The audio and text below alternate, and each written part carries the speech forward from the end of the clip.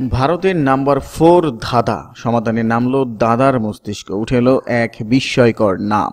বিশ্বকাপের আগে অস্ট্রেলিয়ার বিরুদ্ধে ভারত শেষ আন্তর্জাতিক ম্যাচ খেলে ফেলার পরও ভারতীয় দলের সবচেয়ে বড় ধাঁধা নাম্বার 4 এর সমাধান হয়নি।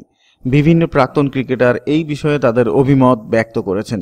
এবার আসরে নামলেন ক্রিকেট বিশ্বের অন্যতম ধুরন্ধর মাথা সৌরভ গাঙ্গুলি।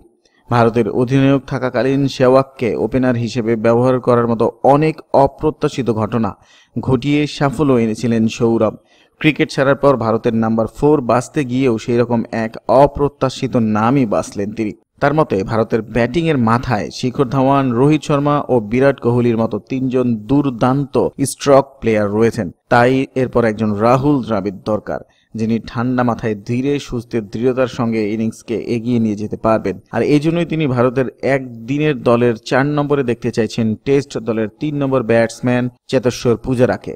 প্রাক্তন ভারত অধিনায়কের মতে তার সময় ভারতের একদিনের দলে রাহুল দ্রাবিড় যে ভূমিকাটা পালন করতেন, বর্তমানে দলে সেই কাজটা করতে পারেন পূজারা। সৌরভ জানিয়েছেন তার পরামর্শ শুনে অনেকেই হাসতে পারেন, কিন্তু একদিনের দলে দৃঢ়তার প্রয়োজন হয়।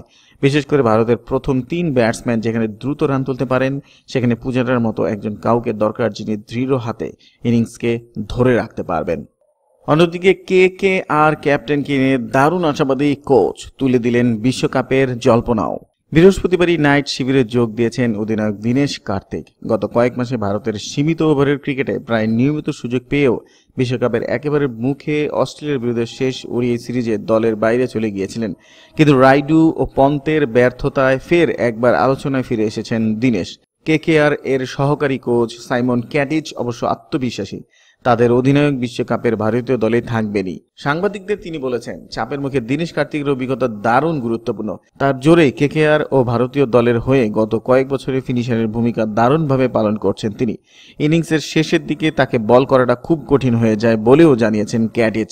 আসন্ন আইপিএলে কার্তিক আরও একবার দেখিয়ে দেবেন তিনি কি করতে পারেন, এমনটাই ধারণা ক্যাটিচের। কাজে ভারতীয় দলে তিনি থাকবেনই। ভারতীয় প্রতিবাদ ছড়াছড়ি বলে নির্বাচকদের দল বাছাইয়ের কাজটা খুব কঠিন হবে বলে নিয়েছেন কেকেআর এর সহকারী কোচ। দর্শক, আমাদের সাথে থাকার জন্য ধন্যবাদ। ভিডিওটি ভালো লাগলে একটি লাইক দিন, বন্ধুদের সাথে শেয়ার করুন। এসটিভি ক্রিকেট ইউটিউব চ্যানেলটিকে সাবস্ক্রাইব করে আমাদের সাপোর্ট করুন এবং আমাদের সঙ্গেই থাকুন। ধন্যবাদ।